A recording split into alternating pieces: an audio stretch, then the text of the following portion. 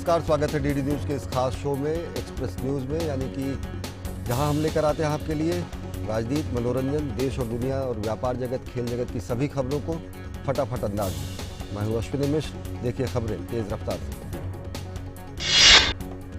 प्रधानमंत्री नरेंद्र मोदी आज France, UAE और बहरीन की यात्रा पर फ्रांस की राजधानी पेरिस पहुंचे। फ्रांस पहुंचने पर प्रधानमंत्री नरेंद्र मोदी का रेड कारपेट पर वेलकम किया गया।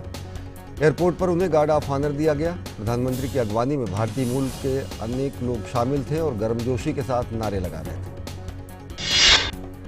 इससे पहले आज सुबह प्रधानमंत्री नरेंद्र मोदी 3 देशों की यात्रा फ्रांस, यूएई और बहरीन की यात्रा पर रवाना हुए। प्रधानमंत्री नरेंद्र मोदी की तीनों देशों की यात्रा के दौरान जहां द्विपक्षीय संबंधों को नई मजबूती देने का लक्ष्य होगा, साथ ही यात्रा के दौरान मौजूदा वैश्विक मुद्दों पर निर्णायक चर्चा की उम्मीद है। प्रधानमंत्री नरेंद्र मोदी ने फ्रांस रवाना होने से पहले अपने 3 देशों के दौरे के बारे में जानकारी दी। ट्वीट में प्रधानमंत्री नरेंद्र मोदी ने कहा, 22 से 26 अगस्त तक मैं फ्रांस, यूएई और बहरीन का दौरा करूंगा। इस दौरे से हर प्रकार की परिस्थितियों में भारत का हमेशा साथ देने वाले दोस्तों के साथ संबंध और मजबूत होंगे और सहयोग के नए क्षेत्रों का पता लगाने में मदद मिलेगी।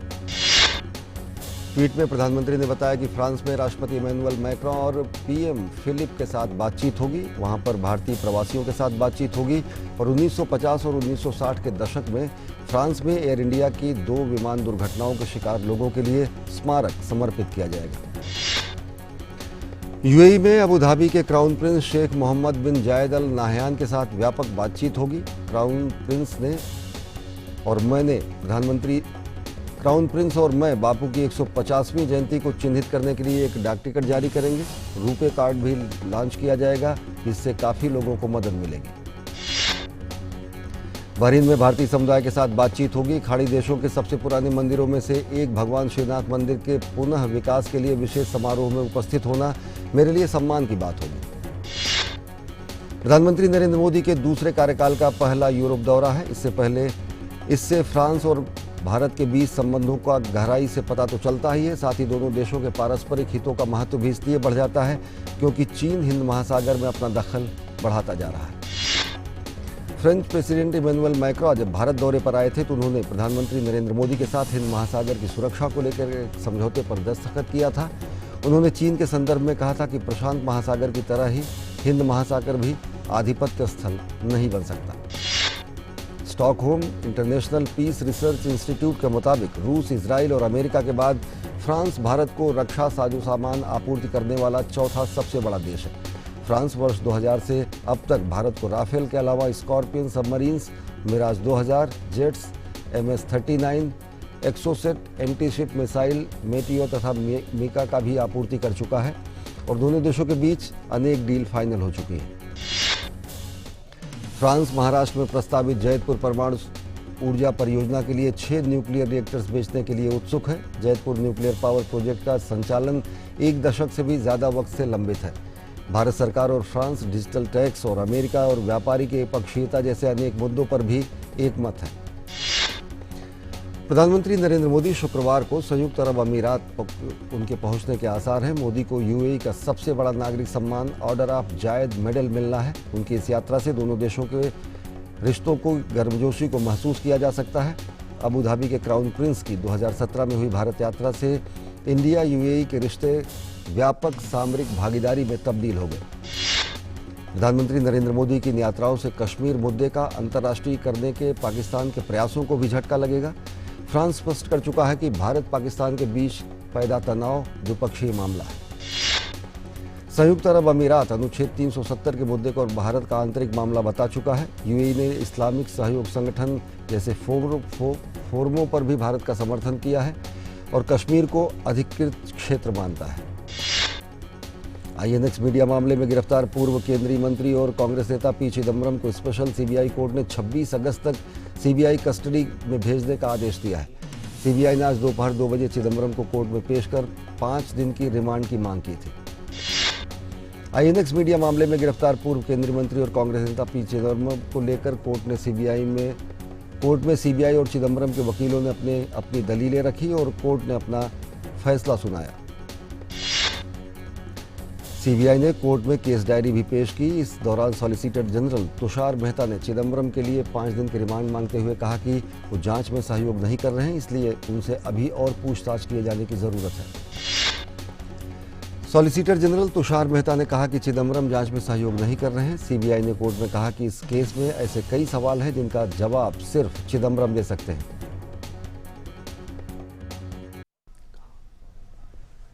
ये देख रहे हैं सीधी तस्वीरें। प्रधानमंत्री नरेंद्र मोदी पेरिस पहुंचे हैं फ्रांस, यूएई और बहरीन की यात्रा पर, और इस समय प्रधानमंत्री नरेंद्र मोदी का गर्मजोशी से स्वागत हो रहा है। प्रधानमंत्री नरेंद्र मोदी की ये यात्रा बेहद महत्वपूर्ण है और विदेश नीति के मोर्चे पर बेहद महत्वपूर्ण है प्रधानमंत्री की यात्रा, और ये प्रधानमंत्री का पहला यूरोप दौरा है।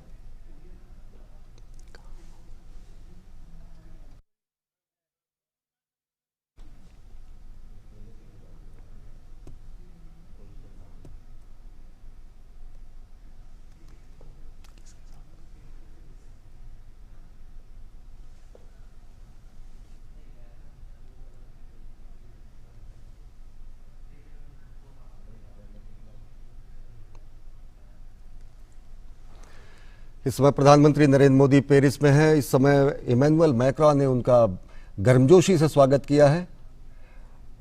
इसके बाद प्रधानमंत्री नरेंद्र मोदी 3 देशों की यात्रा के पहले चरण में जो फ्रांस पहुंचे हैं, यहाँ पर द्विपक्षीय बातचीत होगी प्रधानमंत्री नरेंद्र मोदी की और राष्ट्रपति इमैनुअल मैक्रों की। बेहद महत्वपूर्ण ये प्रधानमंत्री की यात्रा और बेहद गर्मजोशी से स्वागत किया गया है प्रधानमंत्री नरेंद्र मोदी का पेरिस में। इसके पहले प्रधानमंत्री का परंपरागत तरीके से स्वागत किया गया और बड़ी संख्या में एयरपोर्ट पहुंचने पर भारत मूल के नागरिकों ने उनका स्वागत किया। और बेहद महत्वपूर्ण है ये प्रधानमंत्री नरेंद्र मोदी की यात्रा के पहले चरण में वो पेरिस पहुंचे हैं।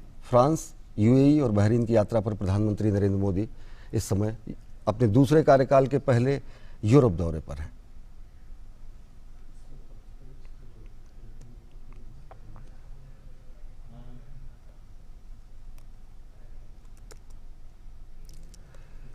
पेरिस के सैटोडी सेंट्रल में ये महत्वपूर्ण मीटिंग हो रही है, जहां पर प्रधानमंत्री नरेंद्र मोदी पहुंचे हैं और उनका गर्मजोशी से स्वागत किया है इमैनुअल मैक्रों ने। और यहां पर इसके बाद द्विपक्षीय बातचीत होगी। भारत और फ्रांस के संबंध बेहद मजबूत रहे हैं।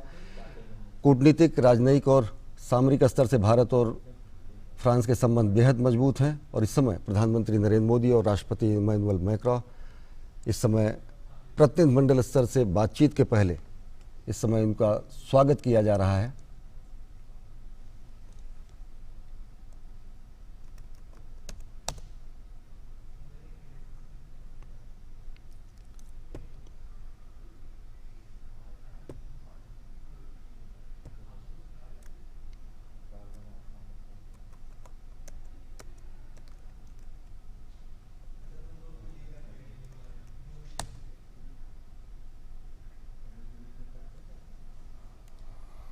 और अब देखते हैं एक्सप्रेस न्यूज़ की अन्य खबरें।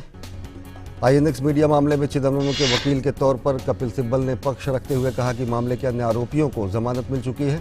उन्होंने कोर्ट में कहा कि एफआईपीबी को मंजूरी देने वाले मामले में 6 सरकारी सचिव थे। सीबीआई ने उनमें से किसी को भी अरेस्ट नहीं किया। नीति आयोग के उपाध्यक्ष राजीव कुमार ने बृहस्पतिवार को कहा कि सरकार को ऐसे कदम उठाने की जरूरत है जिससे निजी क्षेत्र की कंपनियों की आशंकाओं को दूर किया जा सके और वे निवेश के लिए प्रोत्साहित हों। आर्थिक नरमी को लेकर चिंता के बीच उन्होंने ये बात कही है। उन्होंने वित्तीय क्षेत्र में बने अप्रत्याशित दबाव से निपटने के लिए लीक से हटकर कदम उठाने पर जोर दिया। उन्होंने ये भी कहा कि निजी निवेश तेजी से बढ़ने के लिए भारत को मध्यम आय के दायरे से निकलने में मदद मिलेगी। राजीव कुमार ने वित्तीय क्षेत्र में दबाव को अप्रत्याशित बताया।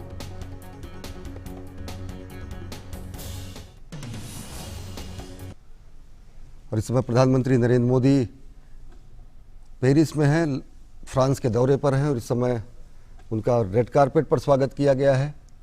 राष्ट्रपति इमैनुअल मैक्रों और सैटोडी सेंट्रल में, जो कि वहाँ की ऐतिहासिक इमारत है और बेहद महत्वपूर्ण प्रतिनिधिमंडल स्तर की बातचीत सैटोडी सेंट्रल में इस समय करने जा रहे हैं प्रधानमंत्री नरेंद्र मोदी।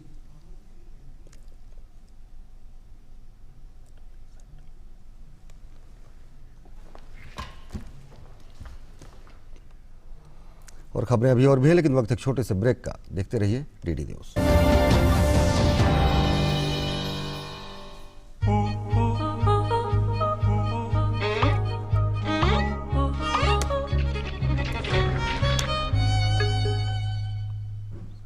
इन शहरी बस्तियों में अब राष्ट्रीय शहरी स्वास्थ्य मिशन हरियाणा के तहत शहरी प्राथमिक स्वास्थ्य केंद्रों के माध्यम से गर्भवती की जांच व सुरक्षित प्रसव की मुफ्त सुविधा उपलब्ध करवाई जाती है, ताकि आपकी ममता और खुशियां कायम रहें। तो याद रखिए, गर्भवती का नाम तुरंत दर्ज करवाएं, उसकी पूरी देखभाल करें और डिलीवरी अस्पताल में ही करवाएं। बधाई हो।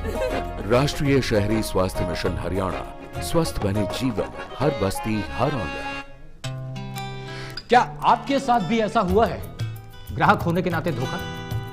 क्या आप चुपचाप सहन करके बैठ जाते हैं या अपने हक की लड़ाई लड़ते हैं?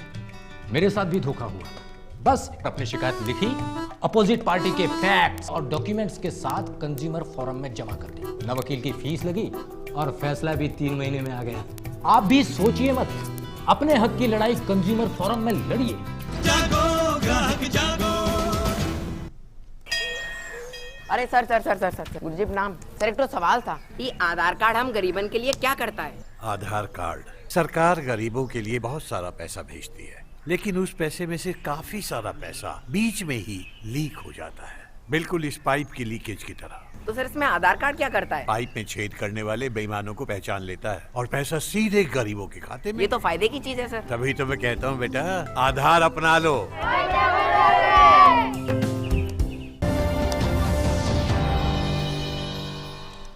ब्रेक के बाद आप सभी का स्वागत है। एक्सप्रेस न्यूज में रुख करते हैं कुछ अन्य अहम खबरों की ओर। राजीव कुमार ने कहा कि किसी ने भी पिछले 70 साल में ऐसी स्थिति का सामना नहीं किया कि जब पूरी वित्तीय प्रणाली में जोखिम है। उन्होंने कहा कि सरकार को ऐसे कदम उठाने की जरूरत है जिससे निजी क्षेत्र की कंपनियों की आशंकाओं को दूर किया जा सके और वे निवेश के लिए प्रोत्साहित हों। मुंबई में प्रवर्तन निदेशालय के दफ्तर में महाराष्ट्र नवनिर्माण सेना यानी एमएनएस के अध्यक्ष राज ठाकरे से पूछताछ हुई। पुलिस ने संभावित हंगामे के मद्देनजर 200 से ज्यादा एमएनएस कार्यकर्ताओं को हिरासत में लिया। इसके साथ ही मरीन ड्राइव, एमआरए मार्ग, दादर और आजाद मैदान थाना क्षेत्रों में धारा 144 लगाई गई। राज ठाकरे से ये पूछताछ कोहिनूर सीटीएनएल इंफ्रास्ट्रक्चर कंपनी के IL&FS द्वारा 450 करोड़ रुपए की इक्विटी निवेश और कर्ज से जुड़ी कथित अनियमितताओं की जांच के सिलसिले में हो रही है। ईडी ने मनी लॉन्ड्रिंग मामले में IL&FS के टॉप अधिकारियों पर आरोप लगाया है कि बिना जांच के अलग अलग प्राइवेट कंपनियों के जरिए लोन बांटे गए। आरोप ये भी है कि लोन देने के लिए पर्याप्त कोलेटरल नहीं लिया गया और खराब वित्तीय हालत से जूझ रही कंपनियों को कर्ज दे दिया गया। केंद्रीय गृह मंत्री अमित शाह की अध्यक्षता में आज गोवा में पश्चिमी क्षेत्रीय परिषद की बैठक हुई। बैठक में 2024 तक हर गांव तक बैंकिंग, कानून और व्यवस्था में सुधार, केंद्र और राज्य के बीच नारकोटिक समन्वय ब्यूरो स्थापित करने पर सहमति बनी। क्षेत्रीय परिषद की इस बैठक में गुजरात, महाराष्ट्र और गोवा के मुख्यमंत्री तथा दमन एवं दीव तथा दादर एवं नगर हवेली के प्रशासक शिरकत किए। राज्यों को 5 जोन में बांटा गया है। प्रत्येक जोन के परिषद में हर राज्य के मुख्यमंत्री, 2 मंत्री मुख्य सचिव हैं। केंद्रीय गृह मंत्री क्षेत्रीय परिषद यानी जोनल काउंसिल के अध्यक्ष हैं और हर एक जोन के मुख्यमंत्री को इसके उपाध्यक्ष के तौर पर रोटेशन के आधार पर नामित किया जाता है। जम्मू कश्मीर में अनुच्छेद 370 हटाने के बाद लोगों की सहूलियत के लिए पाबंदियों को धीरे धीरे खत्म किया जा रहा है। राज्य में हालात तेजी से सामान्य हो रहे हैं। प्राथमिक स्कूलों के बाद माध्यमिक कक्षाओं वाले स्कूल भी खोल दिए गए हैं। श्रीनगर के व्यावसायिक केंद्र लाल चौक पर यातायात सुचारू रूप से चल रहा है। जम्मू कश्मीर प्रशासन की ओर से घाटी में टेलीफोन सुविधाएं बहाल की गई हैं। घाटी में बाजार खुले हुए हैं और सड़कों पर गाड़ियों की रौनक देखी जा सकती है। जम्मू कश्मीर के राज्यपाल सत्यपाल मलिक ने श्रीनगर में राजभवन में उच्च स्तरीय बैठक में जम्मू कश्मीर और लद्दाख की सुरक्षा और कानून व्यवस्था की स्थिति की समीक्षा की। बैठक में राज्यपाल के सलाहकार और मुख्य सचिव भी मौजूद थे। राज्यपाल ने लगातार सतर्कता बरतने और विभिन्न विभागों तथा एजेंसियों के बीच तालमेल रखने पर जोर दिया ताकि स्थिति से कारगर तरीके से निपटा जा सके। बैठक में गांव वापसी कार्यक्रम की प्रगति की समीक्षा की गई। राज्यपाल ने वित्त विभाग को निर्देश दिया कि इस कार्यक्रम के तहत हर पंचायत की कम से कम एक योजना के लिए प्रत्येक जिला और डिवीजन को 5-5 करोड़ रुपए मुहैया कराए जाए। केंद्रीय प्रत्यक्ष कर बोर्ड ने स्पष्ट किया है कि 25 करोड़ रुपए के कारोबार वाले छोटे स्टार्टअप की शुरुआत के 7 सालों तक में से 3 वर्ष की आय 100% कर मुक्त रहेगी। कर्नाटक की राजधानी बेंगलुरु में जमकर बारिश हुई। बारिश के कारण सड़क जाम की समस्या से लोगों को दो चार होना पड़ा। सतलज नदी के बाढ़ में घिरे जालंधर जिले के शाहकोट इलाके के 18 गांवों में एनडीआरएफ, एसडीआरएफ और सेना के जवान गुरुवार को भी राहत एवं बचाव कार्यों में जुटे रहे। दोपहर को यहां पहुंचे मुख्यमंत्री कैप्टन अमरिंदर सिंह ने बाढ़ की त्रासदी के बारे में लोगों से जानकारी ली। भारतीय अंतरिक्ष अनुसंधान संगठन के अध्यक्ष के सिवन को मुख्यमंत्री के पलानीस्वामी ने गुरुवार को तमिलनाडु सरकार के डॉक्टर एपीजे अब्दुल कलाम पुरस्कार से सम्मानित किया। विज्ञान और प्रौद्योगिकी को बढ़ावा देने में महत्वपूर्ण योगदान के लिए सिवन को ये पुरस्कार दिया गया। गाजियाबाद के कृष्णा कुंज में सीवर के मेन होल में सफाई के दौरान 5 कर्मियों की मौत हो गई। 5 मृतक बिहार के समस्तीपुर जिले के रहने वाले थे। पुलिस ने शव को लेकर पोस्टमार्टम के लिए भेज दिया। मामले की जानकारी मिलते ही उत्तर प्रदेश के मुख्यमंत्री योगी आदित्यनाथ ने इस हादसे पर दुख जताते हुए सभी 5 सफाई कर्मचारियों के परिवारों को 10-10 लाख रुपए की आर्थिक सहायता देने की घोषणा की। छत्तीसगढ़ में नक्सल उन्मूलन अभियान के तहत सीमा सुरक्षा बल और छत्तीसगढ़ पुलिस को बड़ी कामयाबी हाथ लगी। यहां सक्रिय 5 लाख रुपए के इनामी नक्सली ने गुरुवार को नारायणपुर में एसपी ऑफिस पहुंचकर आत्मसमर्पण कर दिया। छत्तीसगढ़ के जशपुर में लोदाम में संक नदी के पास दलदल में फंस गए एक बुजुर्ग को पुलिस सब इंस्पेक्टर ने बचाया। और खबरें अभी और भी है, लेकिन वक्त एक छोटे से ब्रेक का। देखते रहिए डीडी न्यूज। भैया 2 कोल्ड ड्रिंक देना। 30 रुपए दे दो। पर एमआरपी के हिसाब से तो सिर्फ 24 रुपए हुए। एमआरपी को छोड़ो, ठंडा करने के लिए बर्फ भी तो लगता है। पर आप एमआरपी से ज्यादा नहीं ले सकते, ये गलत है। जी हाँ, एमआरपी जानना हर ग्राहक का हक है। अगर कोई दुकानदार एमआरपी से अधिक डिमांड करे तो उसके खिलाफ अपने राज्य के विधिक माप विज्ञान विभाग में शिकायत करें। आप नेशनल कंज्यूमर हेल्पलाइन की भी मदद ले सकते हैं। हाय माँ, मैं बात करूंगी। सुनो। जी मैडम जी। क्या नाम है तेरा? शीला। बच्ची का ख्याल रखा है कभी? जी। कहाँ रहती? वो खोली। घर में कौन कौन है? इलेक्शन कार्ड है या पैन कार्ड? माँ, ये सब कैसे होगा? वही तो मैडम जी, हमारे पास तो ये होता है। That's okay. Thank you, Sheila. अरे ऐसे कैसे भरोसा कर लिया? चोरी का या नकली आईडी भी तो हो सकता है। माँ, असली आईडी है। अच्छा, आधार? आधार तो ऑनलाइन वेरीफाई भी हो सकता है, बाकी कोई आईडी नहीं, समझी? अरे तो पहले बताना चाहिए था ना। ले शीला जी। आधार है तो भरोसा है और हमारी पहचान भी। आधार है तो अब गरीबों को भी अपनी पहचान मिली है और हमारे अपनों को मिली है सुरक्षा। तो आप भी आधार अपना लो, फायदे में रहोगे।